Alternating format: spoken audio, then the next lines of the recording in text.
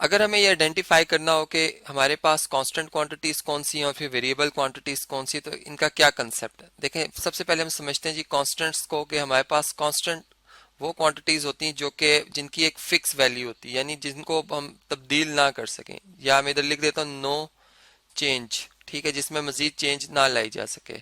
जैसे इसकी एग्जांपल हम देख सकते हैं, जो हमारे पास, जैसे मैं 5 कहता हूँ, अब 5 के जो वैल्यू है, या इसका जो हमने जिस तरह से इसको इसकी खासियत रखी है, वो अपनी जगह पे फिक्स है, ठीक। तो ये 5 हमारे लिए कांस्टेंट है। ऐसे तमाम नंबर्स जो हैं ये सारे के सारे रियल नंबर्स हों तो ये हमारे पास क्या है जी, ये हमारे पास है जी कांस्टेंट। अब वेरिएबल क्वांटिटीज हम यूं कहेंगे कि वेरिएबल से निकला वर्ड वेरी, यानी जो तब्दील हो रहा हो। तो इसका मतलब ये है कि जो फिक्स ना हो, नो फिक्स, ठीक है, नो फिक्स वैल्यू, जो कि वक्त के साथ साथ या जो भी सिचुएशन है उसके साथ साथ जो है उसकी वैल्यू चेंज हो रही हो, ठीक है। या इसको इसकी एग्जांपल मैं ऐसे दे सकता हूँ, जैसे हम यूं बात करते हैं एजिस के हवाले से। अब एक पर्सन की अपनी एज जो है वो बदल रही है, टाइम के साथ साथ जो एज में क्या आ रही है जी, तब्दीली आ रही है, ठीक। तो ये एक हमारे पास जो है क्या जी, वेरिएबल है। अब इसी तरह से यहाँ पर हमें डिफरेंट क्वेश्चंस लिखे हुए हैं जी। हमसे पूछा जा रहा है कि अगर 1 डजन एग्स की बात की जाए तो क्या ये वेरिएबल क्वांटिटी होगी जी। 1 डजन एग जो है ये बेसिकली 12 एग्स को रिप्रेजेंट कर रहे हैं, यानी 12 जो है यहाँ पर डजन के लिए इस्तेमाल होता है डिजिट, ठीक है। यानी ये जो डिजिट्स हम इसमें 1 2 यूज करते हैं, तो ये बेसिकली हम ये कहेंगे कि ये हमारे पास क्या है जी, कांस्टेंट है, यानी इससे और हम इसको तब्दील नहीं कर सकते। 1 डजन के कोई और मीनिंग नहीं आते, ठीक है। तो यहाँ पे ये कांस्टेंट है। फिर हम जब बात करते हैं एजेस ऑफ 5 पर्सन, अब देखें जो 5 पर्सन हैं, हर बंदे की एज एक जैसी नहीं होती, ठीक है।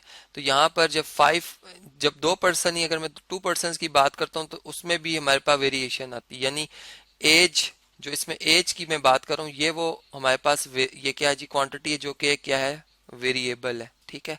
तो हम यूं कहेंगे कि ये हमारे पास क्या है जी, वेरिएबल क्वांटिटी आएगी, जो कि मुख्तलिफ आएगी। इसके लिए मैं यहाँ पर वेरिएबल दर्ज कर लेता हूँ।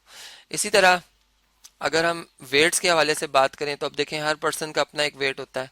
फॉर बॉयज के हवाले से बात हो रही है, फॉर एक क्वांटिटी है जो कि फिक्स है। लेकिन यहाँ पर अगर वेट्स के हवाले से देखें तो एक बंदे का वेट अगर 50 केजी तो दूसरे का क्या पता 51.2 केजी हो या 60 केजी हो, तो डिफरेंट वेट्स आ रहे हैं। तो यहाँ पर हम ये कहेंगे जो वेट है हमारे पास ये क्या जी, वेरिएबल है, ठीक है। इसे मैं वेरिएबल के तौर पर यहाँ पर रख रहा हूँ, तो इसे हम कांस्टेंट नहीं कह सकते। यानी अगर हम लास्ट में अगर बात करें, हमारे पास जो है कि नंबर ऑब्टेन्ड बाय ली in final exams, for example मैं कहता हूँ कि उसने जो नंबर ऑब्टेन्ड किए हैं वो 580 ऑब्टेन्ड किए हैं आउट ऑफ 700, ठीक है। अब ये जो उसने नंबर ऑब्टेन्ड कर लिए हैं, बेसिकली ये क्या है जी, कांस्टेंट है, ठीक है।